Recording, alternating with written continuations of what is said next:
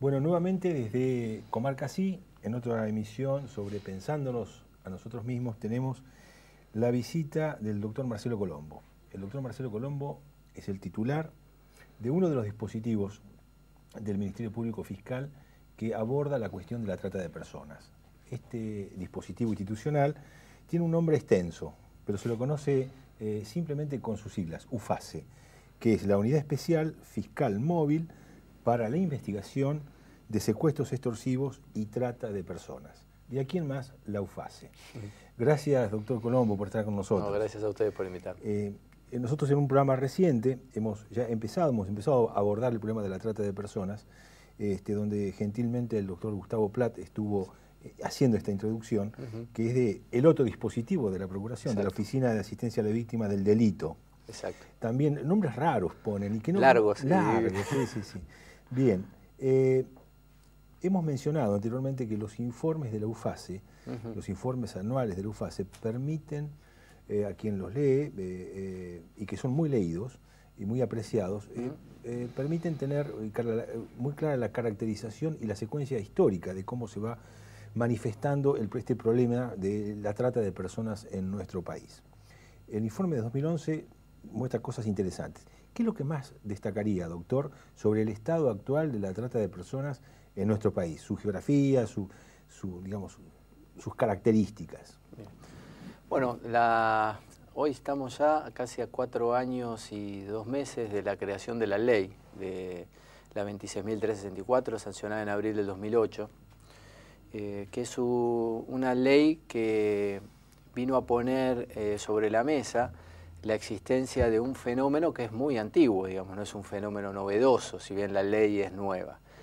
Y también es muy cierto que algunas de las acciones que hoy se están juzgando bajo la figura de la ley de trata de personas, que básicamente implica la explotación de un ser humano en manos de otro, podían haber sido alcanzadas anteriormente a la sanción de esa ley por las normas del Código Penal, el artículo 140 o 125, 126, 127 del Código Penal, pero lo que la ley provocó es una, muy fuerte instalación en la agenda pública de la ley. Me parece que esto es muy positivo, este es un muy buen dato, que de alguna manera también marca el efecto simbólico que la sanción de la norma tiene, por el empuje que tuvo en ese primer momento la firma de la Convención del Protocolo de Naciones Unidas del año 2003, y también hay que destacarlo la fuerte presencia y empuje de las organizaciones no gubernamentales, entre ellas liderando todo este problema la de Susana Trimarco, María de los Ángeles, ¿no? Claro. Yo creo que desde el 2008 ahora se ha avanzado muchísimo en la instalación pública del problema, en visualizar una realidad que antes no estaba tan clara, para nada clara, diría, para los operadores judiciales y tampoco para la sociedad en general. Y de a poco, como la trata también implica el castigo de las personas que resultan explotadas en manos de otra, como recién decía, explotación sexual y laboral, que son las dos más visibles, también empezar a generar una cultura de aplicación de la ley que se despoje de los prejuicios y preconceptos con que todos los que nos formamos en la investigación de la justicia penal tenemos acerca de lo que significa hoy en día explotar a alguien. Claro. Así que creo que hoy lo que podríamos decir es que la ley está caminando. Palabras más coloquiales, hay como aproximadamente unas 50 condenas ya en todo el país por el delito de trata, a 4 años de dictada la ley. Se han abierto aproximadamente 2.000 expedientes en todo el país por el proceso de trata, y existen hoy aproximadamente 250 procesamientos en todo el territorio del país por este mismo delito. Con lo cual uno podría decir la ley está, fue bien recibida, necesita por supuesto avanzar mucho más. Nosotros veíamos algunos problemas que están señalados en el último de nuestros informes acerca de la marcha de las investigaciones, que podemos entrar en concreto en alguno de esos. Ustedes manifiestan, primero y ante todo para nuestra audiencia, la trata de personas en cualquier dimensión, la dimensión de explotación sexual o explotación laboral, es un delito federal. Es un delito federal, exactamente. Pero ustedes ponen de manifiesto que hay cierto roce o fricción de jurisdicciones, ¿no es cierto? Exactamente. Este es uno de los problemas también para abordar, ¿no? Ese es uno de los problemas graves. Esto tiene una explicación más técnico-jurídica, ¿no? Pero voy a intentar ser lo más claro posible, lo más coloquial. La trata se la define como el proceso de captar, transportar o recibir a alguien con la finalidad de explotarla. La ley de trata, cuando habla de finalidad, no pide que la explotación se concrete, se consume. O sea, con que uno reciba a alguien y tenga en su cabeza el propósito de explotarlo, con eso el delito está configurado. Lo que sucede en el 90% de los casos es que un caso judicial se inicia con la explotación ya consumada, supongamos. Un taller textil en donde están personas siendo explotadas laboralmente, se ingresa en el caso, se denuncia la existencia del taller y se ingresa en el lugar donde las personas están siendo explotadas. Cuando eso sucede, cabe la posibilidad de que se aplique el delito de trata, porque hay alguien que los recibió para explotarlo, pero que también se aplique un delito común, que no es federal, que es el artículo 140 que mencionaba recién, que es reducción a servidumbre, que es de competencia local. Entonces, cuando se inicia un caso, ahí empiezan las fricciones de competencia. Y estas fricciones lo que generan es una dilación en los tiempos de la investigación, porque muy habitualmente las termina resolviendo la Corte. Así que imagínense el tiempo que se pierde, los problemas que existen de traspaso de información entre jueces y fiscales. La trata del informe también aborda esto, participa de aquellos delitos en los que existe algo de connivencia de los funcionarios públicos y hay cierta cooptación de determinados actores del Estado que dejan que funcionen en lugares que están prohibidos por ley, etcétera. Y si el proceso y la investigación pasa de mano en mano, hay muchas más posibilidades que esa información se filtre y los casos no avancen. ¿Cómo se puede llegar, digamos, uno imaginar superar este problema de Ese problema es un problema que debe ser superado, entendemos nosotros, por una reforma que está siendo atendida en este mismo momento en la Cámara de Diputados. Hay una media sanción de la Cámara de Senadores con una propuesta superadora de este conflicto, también propiciando que la explotación consumada sea competencia federal. De esta manera se evitarían estos problemas. Este es, digamos, me parece a mí, el camino más directo y más sano para hacerlo. Algo que también ha hecho bastante barullo, digamos, ruido, digamos, es la cuestión de la consideración del consentimiento. El consentimiento de las personas para ser explotadas. Es decir, sobre todo en el caso de explotación sexual, se ha planteado como que si hay consentimiento no existiría delito. Exacto. Y hay algunos dictámenes muy interesantes al respecto donde la situación del consentimiento queda desvinculado como condición inexorable. Pero hay otros casos de otros fallos donde se apoyan en la cuestión para absolver a algunos delincuentes por el hecho de que las víctimas supuestamente habían hecho consentimiento. En la nueva legislación que se pretende reformar, ¿también la cuestión del consentimiento está incorporado? Sí, principalmente fue uno de los ejes promotores de la reforma fue terminar con la distinción entre mayores y menores de 18 años de edad, porque hoy como está la ley, si la víctima es menor de 18, la cuestión del consentimiento no tiene ninguna función, ni ninguna legitimidad. Y el propósito principal de la reforma es ese, es barrer con esa distinción entre mayores y menores y que el supuesto consentimiento de la víctima ya no opere como causa de no aplicación de la ley hacia el tratante. Y tiene su lógica eso, porque en realidad cuando uno habla del delito de trata de personas es un delito en donde está comprometida no solamente la libertad de la persona, libertad ambulatoria, pero también la libertad de elegir un plan de vida, sino también la propia dignidad. Y hay muchos autores, mucha jurisprudencia y mucha doctrina internacional y nacional que señalan que los delitos en donde está afectada la dignidad del ser humano no son disponibles, es decir, no puede haber un consentimiento. Yo no me puedo declarar alegremente un explotado o un esclavo feliz y que esto pueda ser así aceptado por una sentencia o por un fallo judicial. Que por supuesto esto va en línea con los compromisos internacionales de la Constitución y los pactos internacionales de derechos humanos de la abolición de todas formas de esclavitud. Entonces, a partir de ese tronco de nuestro Estado de Derecho, se entiende que los delitos en donde está afectada la dignidad humana no pueden consagrar al consentimiento como una causal de exculpabilidad para el tratante o para la persona que los comete. Y esto no fue así atendido en el momento de la sanción de la ley. Lo que se hizo en ese momento, que era imperioso sacarla, no se tuvo en cuenta estas cuestiones, estas coordenadas, y es donde me parece que hizo un poco de conflicto la posibilidad de que sí algunos jueces estén dando rienda suelta a esta interpretación de que el consentimiento puede rendir y operar como causal de culpabilidad del tratante. Claro.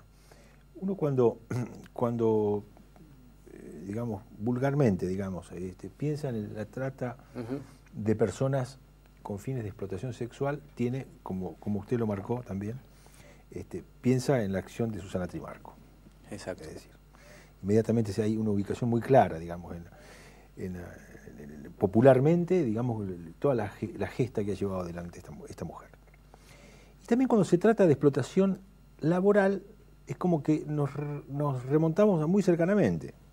Nos remontamos como que esto empezó a hablarse mucho más a raíz del conflicto del campo del 2008. ¿Esto es así? Hay algo de eso. También los primeros casos de explotación laboral que empezaron a detectarse fueron en los talleres textiles, incluso mucho antes de la sanción de la ley, a partir de una acción conjunta de la Defensoría de la Ciudad con algunas ONGs, entre ellas la Alameda, que estaba trabajando sobre la cuestión del colectivo de ciudadanos bolivianos en la ciudad de Buenos Aires. Uno podría buscar el origen de la visibilidad del fenómeno también ahí, y por supuesto en las acciones de la AFIP y del gobierno, en este sentido, el dispositivo de inspectores, que empezaron a detectar también trabajo en condiciones indignas, absolutamente violatorias de los derechos humanos en los campos. Que eso también es trata, digamos, con todas las distinciones que uno puede hacer con la explotación sexual, por eso también es trata, porque se trata de una explotación laboral y se trata de una misma afectación a los derechos humanos. Sí, cuando nos referimos a trata con fines de explotación sexual, bueno, uno encuentra la legislación antigua de 1910, ¿no? La ley de profilaxis. 1937. 37. Ley de profilaxis, Exacto. digamos, Exacto. Un abordaje de la cuestión en términos de salud, parecía, digamos, ¿no? Pero, ¿qué antecedentes había en el país antes de la ley de trata del 2008 sobre explotación laboral? Nada, muy poco.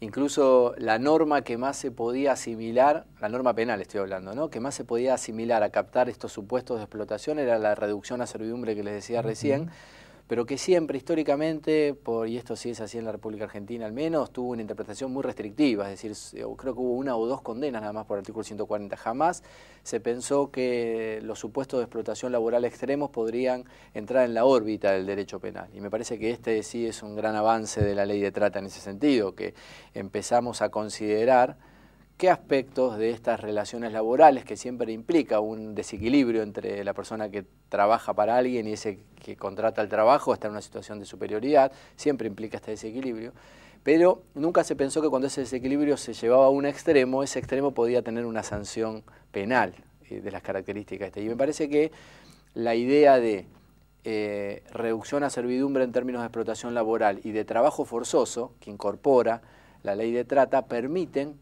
ahora pensar en supuestos de casos como este que les comento, tanto en los campos como en talleres textiles, como en ladrilleras, como en reducciones a servidumbre que se dan a veces también en trabajo doméstico. Quizás aquí son las menos, en Estados Unidos son muy comunes, esas aquí hay menos, acá hay más en los campos, en la explotación agraria, agrícola, en las cuestiones que tienen que ver con la utilización de menores. Hay un caso muy famoso de Nuestra Huella, que había menores manipulando agrotóxicos en unos cuantos campos, y la utilización de esa mano esclava de la niñez se ve, digamos, con mucha fuerza. Que ese es el ojo se puso por la ley de trata, y esto también hay que decirlo. Vamos a hacer una pequeña interrupción, sí. Y luego seguimos con esto, y seguimos con la explotación laboral, porque es una cuestión no tan tocada habitualmente. Sí, no tan difundida.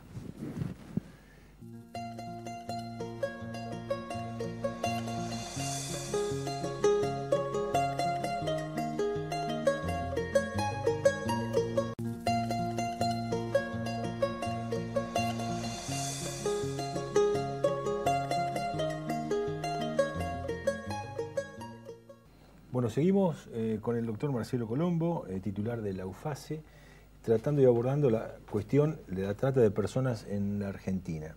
En especial, las últimas preguntas estuvieron dirigidas a la explotación laboral.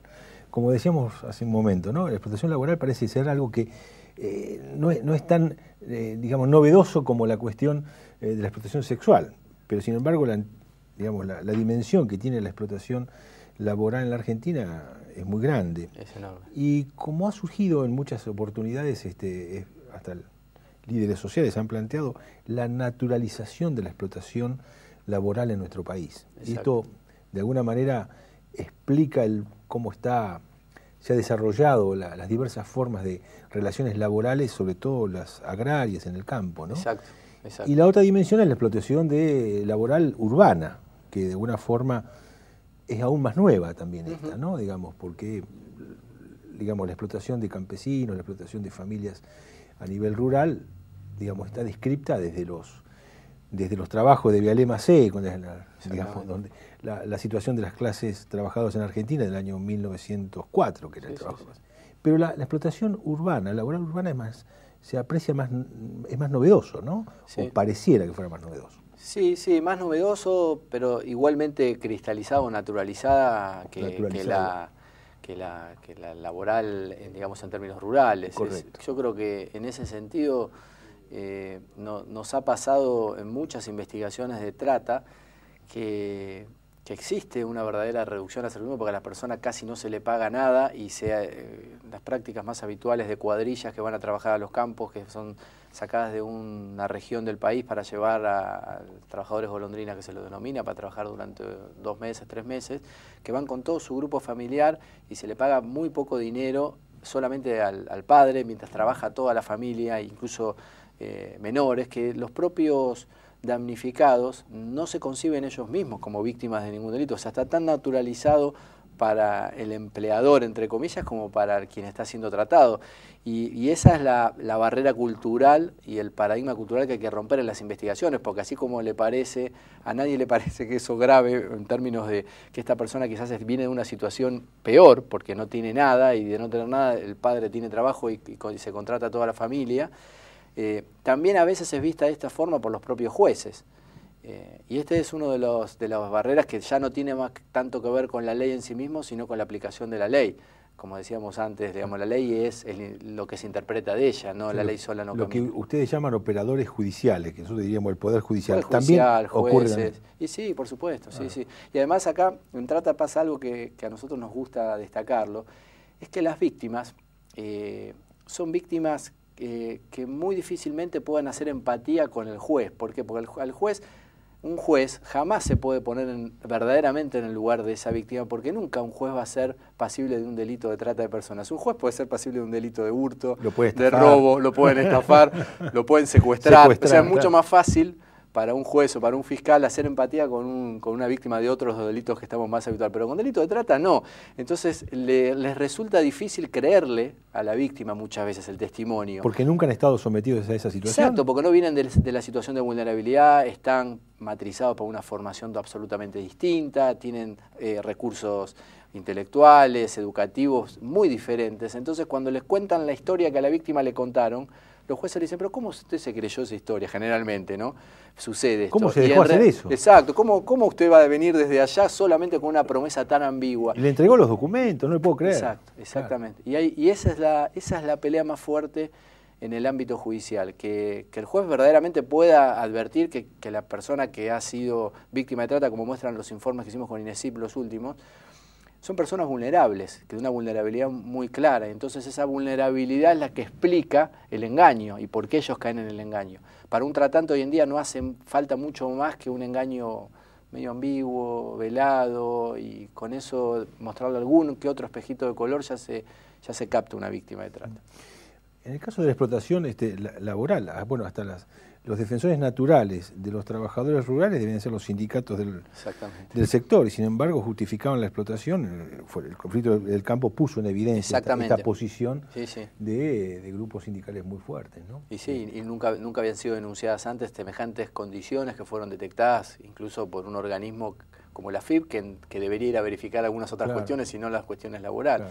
Sí, eso para mí marcó mucho la naturalización que venía teniendo este fenómeno y en alguna medida puso un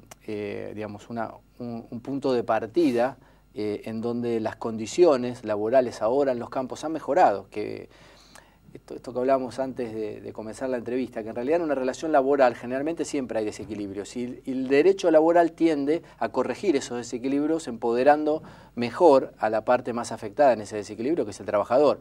Entonces, cuando el derecho penal interrumpe esa relación, tiene que hacerlo con cuidado, porque en general el derecho laboral tiende a que su situación sea cada vez mejor frente al posible abuso.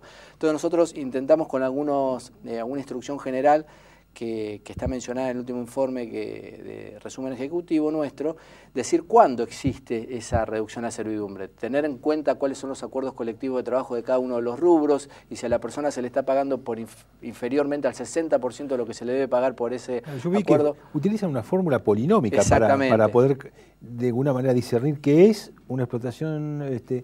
una explotación laboral y no una condición desventajosa de trabajo. Exactamente. Claro. Porque es muy importante poner también ese eje, porque si no uno estaría utilizando el derecho penal, que generalmente nunca es demasiado componedor del conflicto, o sea, es disruptivo, entra y ya genera un problema porque pone a una persona presa y al otro como víctima, y quizás en esa relación laboral todavía hay campo para mejorar. Entonces hay que tener mucho cuidado cuando decimos que hay una cuestión de trata laboral y cuando no. Y ahí es donde tratamos de poner ese corte. Con la fórmula. Con la fórmula. Bien. Exactamente. Hemos visto que una de las actividades muy importantes de la OFACE que desarrollan y que ponen recursos, ¿no? Es la de actividades de capacitación y de relación con otras instituciones y otros organismos. ¿Cómo es la dimensión de esa actividad? Y nosotros desde la unidad, como conocemos mucho de los casos de trata, pudimos advertir cuáles eran los problemas más frecuentes en las investigaciones. Entonces, ¿qué hacemos? Las capacitaciones las dirigimos a sortear esos problemas que advertimos del trámite de las causas. Dos de los problemas más graves, uno tenía que ver con la cuestión del consentimiento y esta mala interpretación, entonces hicimos capacitaciones, si se quiere, más técnico-dogmáticas relacionadas con esta cuestión.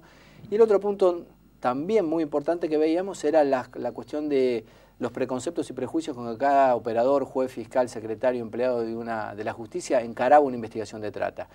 Y ahí tuvimos por la suerte de poder asociarnos con la Oficina de la Mujer de la Corte Suprema, que ya venía trabajando en una educación, si se quiere, o una sensibilización en perspectiva de género hacia todos los operadores judiciales. Entonces lo que agregamos a ese dispositivo que ellos ya venían trabajando con ayuda de Naciones Unidas es ahora un manual de capacitación con perspectiva de género para la trata con finalidad de explotación sexual, diciendo y mostrando cuáles eran aquellos estereotipos y malas prácticas habituales en las que incurrían los juzgados en la interpretación de la ley para nosotros, por cuestiones de prejuicios o preconceptos o de no creerle a la víctima, esto que hablábamos recién, o de no hacer una buena interpretación de la ley en términos de que se puede consentir determinada situación de explotación, poniendo sobre la mesa lo que significa la actividad prostibularia, porque esto es otro tema muy importante de la trata, que por suerte el caso ahora de Marita Verón, además de mostrar la cuestión del caso puntual de Marita Verón, lo que está poniendo de manifiesto es el código no escrito de la actividad prostibularia, que las condiciones en que se desarrollan el 90% de la actividad prostibularia en el país.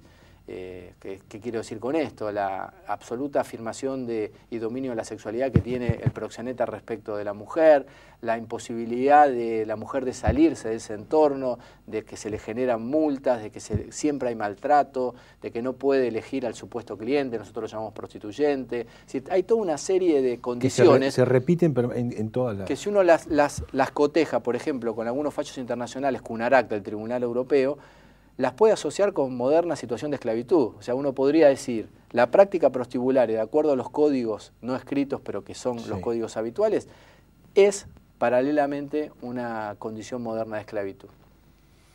Bien, la explotación, volvemos al tema de explotación laboral. Esta caracterización que ustedes han hecho, ¿es propia de la Argentina con respecto a cómo caracterizar cuando una situación es... No, es absolutamente novedosa. Es novedosa. Es novedosa porque estuvimos revisando todos los instrumentos internacionales y ninguno, digamos, cortaba el problema en algún lado. Hemos visto algunos antecedentes de la Organización Internacional del Trabajo que, por ejemplo, decía que pagándosele a una persona por debajo del salario mínimo, eso no era de por sí una situación de explotación laboral o de reducción a servidumbre, o sea que debía probarse algo más. Eso era lo único más o menos cercano que teníamos. Entonces lo que hicimos fue, actualizamos todos los acuerdos colectivos de trabajo de los distintos rubros que generalmente dan casos de trata de personas, los que hablamos anteriormente, y lo que establecimos es un porcentaje por debajo del cual uno ya puede empezar a sospechar de que ahí a la persona se la está explotando laboralmente. Y pusimos el corte casi en la mitad, en un 60% por debajo. Y además le agregamos algunas situaciones de entorno, es decir, condiciones de habitacionalidad, de alimentación, de cómo es que se desarrolla la actividad, qué franja horaria tiene. Todo eso juega también un rol en la ponderación de si la persona está siendo explotada. Y establecimos lo que llamamos una suerte de coeficiente de abuso. Coeficiente. Pues, bueno, cuando el abuso supera este coeficiente, para nosotros ahí ya hay un caso de trata laboral, que está siendo a veces aplicado por algunos tribunales. No lo suficientemente discutido, que era lo que yo quería, porque como vos bien lo marcabas, no hay una herramienta parecida. Ahora lo vamos a presentar en la reunión que tenemos la semana que viene con las autoridades del Ministerio Público del Mercosur. Por ejemplo, Chile tiene una ley de hace unos pocos meses y le interesó mucho esa herramienta, así que la vamos a poner sobre la mesa para discutirla con los colegas chilenos, a ver cómo la ven y qué problemas le encuentran ellos. Pero la verdad que es necesario tener una herramienta. Yo no sé si esta es la mejor, pero es absolutamente necesario tenerla. ¿Y qué planteo tienen las entidades gremiales y sindicales ante esta? Todavía ninguno.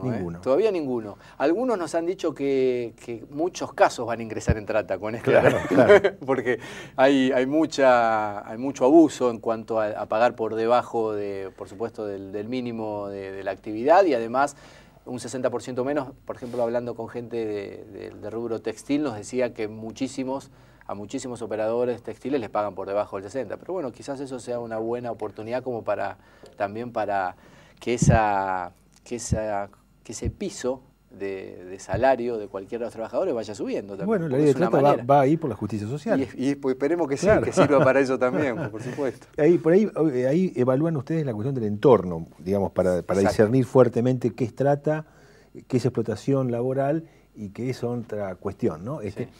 ¿Quién evalúa el entorno? ¿Los fiscales? Los fiscales, los jueces, digamos, en realidad el que lo evalúa son los operadores, son fiscal y juez, para establecer cuándo una condición es una condición indigna, y ahí es muy difícil pautarlo objetivamente, porque cada caso tiene sus propias particularidades. Los del campo, el recuerdo que yo tengo que, por ejemplo, vivían 2 o 3 familias enteras en carpas con un baño de emergencia que ni siquiera se podía llamar baño.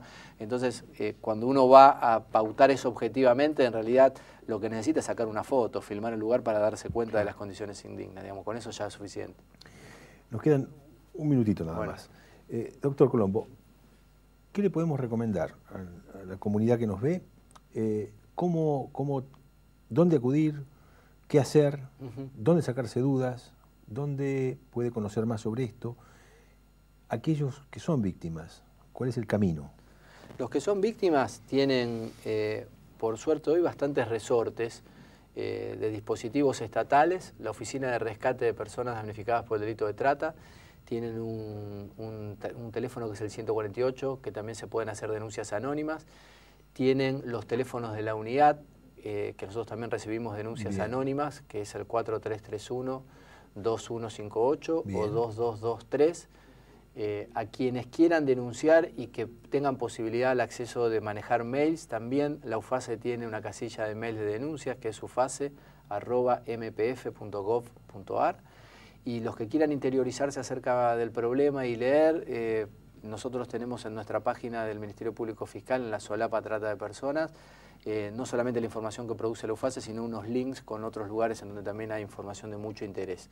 Y la verdad es estar atento y empezar a visualizar y a sacarnos todos los prejuicios que traemos, porque no somos solo los operadores judiciales los que tenemos esos prejuicios muchas veces sobre el tema.